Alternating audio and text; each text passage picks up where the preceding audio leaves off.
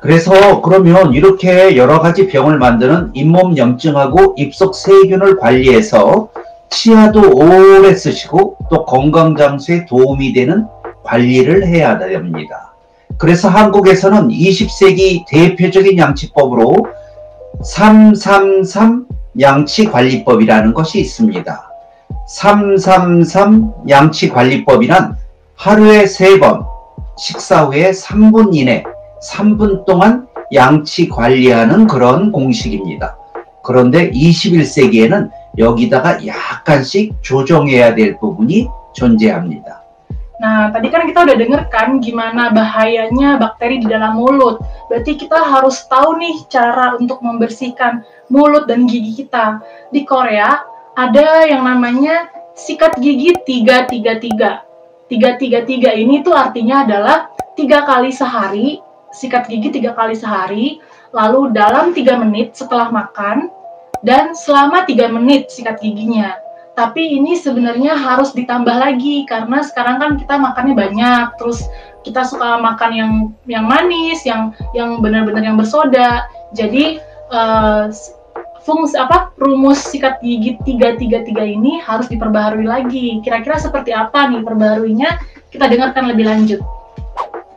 자, 20세기 333 양치관리법의 첫 번째 3은 하루에 3번입니다.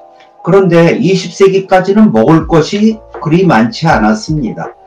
그래서 하루에 한두 번 양치하는 사람들이 아주 많았죠. 그런데 21세기에는 많은 사람들이 저녁 먹고 나서도 과일, 차, 야식 등 간식을 또 많이 먹습니다. 그래서 잠자기 전에 한 번 더 추가로 양치할 필요성이 발생했습니다. 왜냐하면 입안 세균은 잠자는 동안에 활성화가 됩니다. 그 이유는 잠자는 동안 여러분의 입안에 있는 침이 적게 나오기 때문입니다. Nah, kalau di abad 20 nih, abad 20 itu kan zamannya kakek nenek kita ya, di zaman dulu. Orang zaman dulu tuh nggak banyak makan. Makan tuh seperlunya aja dan bahkan mungkin kurang makan. Tapi kalau zaman sekarang, kita makannya banyak kan. Ada makan buah lah, habis makannya dessert, segala macam, makan kue, makan es krim, atau makan yang berlemak, sebagai macamnya. Makanya karena kita semakin bakteri di dalam mulut kita ini semakin banyak, kita harus mengubah cara sikat gigi kita. Bakteri itu akan aktif bekerja di mulut saat kita tidur. Kenapa bisa kayak gitu? Karena saat tidur air liur itu nggak keluar, jadi kita nggak memproduksi air liur, makanya bakteri itu semakin banyak ketika lagi tidur. 자, 그래서 우리가 침이 자는 동안은 적게 나오거든요. 그래서 침이 적게 나오는 시간인 잠자는 동안은 세균들의 축제가 일어납니다, 여러분 입안에서. 그래서 세균들의 축제를 막으려면 잠자기 전 양치를 하루 중에 제일 열심히 해야 됩니다. 자, 21세기는 하루 3번을 저녁에 잠들기 직전에 양치를 하거나 또는 간식을 아주 많이 먹는 사람들은 하루 4번으로 조정하는 것이 좋습니다. Nah, makanya sebelum tidur itu kita wajib banget sikat gigi. Itu karena tadi kan dibilang tuh bakterinya tuh makin banyak ketika kita lagi tidur. Bakterinya tuh berpesta, kata dokternya. Nah, untuk menghalangi itu kita wajib sikat gigi sebelum tidur. Jadi tadi di abad 21 ini kita bukan hanya sikat gigi 3 kali, tapi juga wajib sikat gigi di malam hari sebelum tidur. Jadi bisa sampai 4 kali. 자, 20세기 333 양치관리법의 두 번째 3은 식사 후 3분 이내입니다.